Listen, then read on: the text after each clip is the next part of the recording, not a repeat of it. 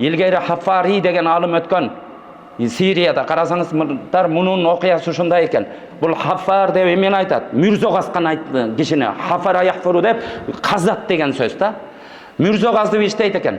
Bir күні Мүрзоғазып атсам өзі 45-50-лерге шығып қалған екен. Bir аял келді дейді. Ушунда менің балам қайтыш болып қалды. Мүрзоғазып бересің. Анам Мүрзоғастым дейді. Анан жаназаны көтөрүп келишти. Аз эле киши, 4-5 эле киши дейт.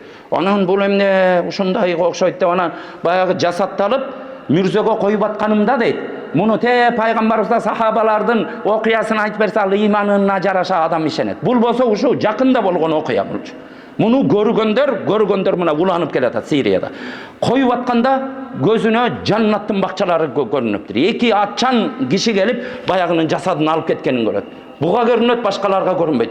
Ош жерден өз эсинен танып жыгылып калат. Адамдар көтөрүп чыгышат. Анан ошо боюнча күндөр өтөт. Канча бир ай өтүп, бага аял келиптир. Менин дагы бир балам каза болуп калды. Касып бересиң. Таң калып казат. Дагы 4-5 киши көтөрүп келет. Көтөрүп коюп атса, дагы бир жаннаттын бакчасы көтөрүп.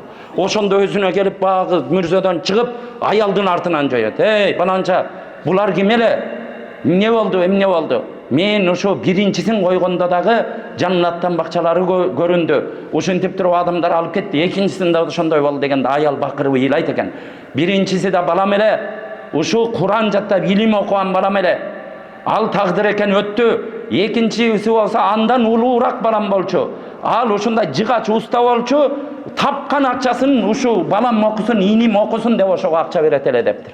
Ошо кезде ошондон таасирленип Тауба деген Димишк шаарында, Дамаскта Тауба деген мечит бар экен.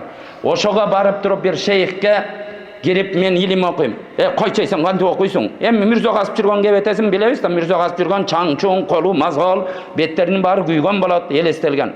Сен кояйсың, 50-гө чыгып калсың, каякта илим, жон иниң балдарың окут.